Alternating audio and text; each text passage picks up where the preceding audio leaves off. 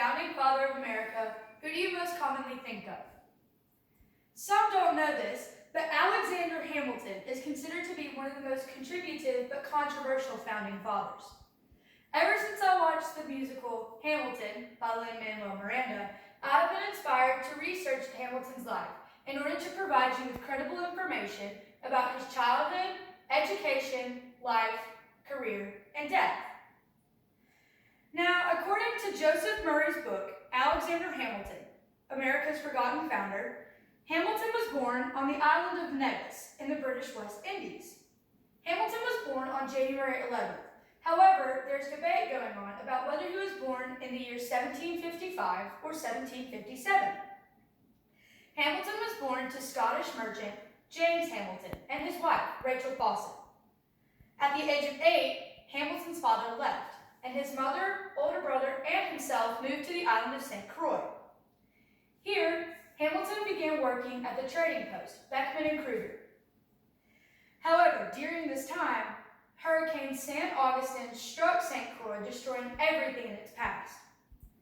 Hamilton wrote a letter to his father, whom he had continued to keep contact with, but he asked his boss, Hugh Knox, to check the letter before he sent it. Knox was extremely impressed with Hamilton's eloquence when describing his different reactions to the hurricane, and sent the letter to different aristocrats around the island. Together, they agreed to sponsor Hamilton and send him to New Jersey for a formal education. In October of 1772, Hamilton set sail for America. He met his sponsors, Lawrence Courtright and Hugh Mulligan. However, Hamilton became close friends with Hugh Mulligan's younger brother, Hercules Mulligan. Mulligan began to influence Hamilton's education, political views, and his knowledge of Parliament's influence in America. Mulligan took Hamilton to meet the president of the College of New Jersey, but Hamilton was rejected. Instead, he was suggested to visit the preparatory school in Elizabethtown, New Jersey. Hamilton visited this school and completed his education there in 6 months. He returned back to the College of New Jersey, but instead decided to study at King's College in New York. He went through the education for a pre-law degree for 2 years. However, he left the college without a degree.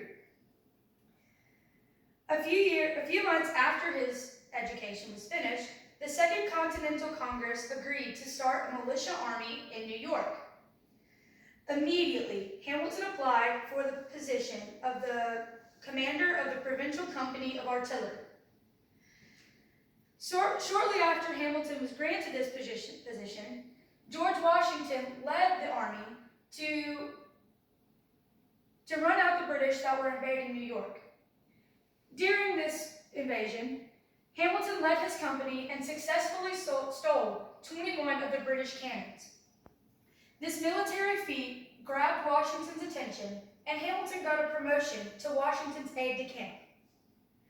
Now, through his position as Washington's assistant, Hamilton began to write letters to the New York Committee of Correspondence. This was his first insight into the government of America. He was also sent to delegate for Washington and communicate with different military leaders in order for more troops and supplies to be sent. John Kaminsky writes in his book, Alexander Hamilton, From Obscurity to Greatness, that Washington continued to heavily rely on Hamilton for different military strategies. However, Hamilton quickly got bored as his position as a secretary, and Hamilton left for 6 weeks to marry Elizabeth Schuyler. After he returned, Hamilton and Washington got into an argument. This argument resulted in high tensions between the two, as well as the implication that Hamilton would soon resign. Hamilton, a few weeks later, took another extended leave, this time to complete his law degree. He completed this degree in 3 months and became certified to argue cases in the Supreme Court. During this time, Hamilton attended the Continental Congress in November of 1782. Here, he suggested different ideas of how to support Congress's financial state, which was declining. Then, he attended the New York Assembly. He had many suggestions here as well, including the revision of the Articles of Confederacy, this beginning of the Bank of New York, as well as he wrote the Federalist Papers with fellow delegates James Madison and John Jay. After the New York Assembly, he returned to New York City to encourage the New York government that they needed to defend the Constitution of America. When the government finally decided to agree with it, Hamilton was celebrated as a national hero. The citizens of New York built him that ship, the USS Hamilton, in order to congratulate him. Terry Canfield wrote in Alexander Hamilton, The Making of America #1, that Hamilton advised the new president, George Washington, to take out 2 loans of $100,000. Washington did so, and with this money, Hamilton started the Coast Guard of America, as well as the First National Bank. During his time as financial advisor, Hamilton made many enemies, the most prominent being Aaron Burr. Now, Hamilton accused Burr of theft, which got him kicked out of his seat in the Manhattan Company. Hamilton also used his influence to convince the public not to vote for Burr in the presidential election of 1800. He used his same influence to ensure that the public thought that Burr was a corrupt liar and that he lost the election for the mayor of New York a few years later. Later on, Burr was reading an article in a newspaper and discovered that Hamilton was engaging in rhetoric.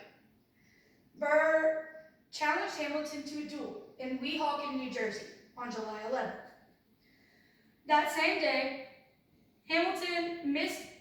historians believe that Hamilton missed his shot on purpose. However, Burr took his shot and fatally wounded Hamilton. The following day, July 12th of 1804, Hamilton died of the bullet wound. July 14th, Hamilton's funeral was held at Trinity Church. Throughout this speech, I have provided you with information about the life and career of founding father Alexander Hamilton. Life as a famous war veteran and politician constantly held Hamilton under close scrutiny. However, Hamilton continued to do what he believed was right. Thank you.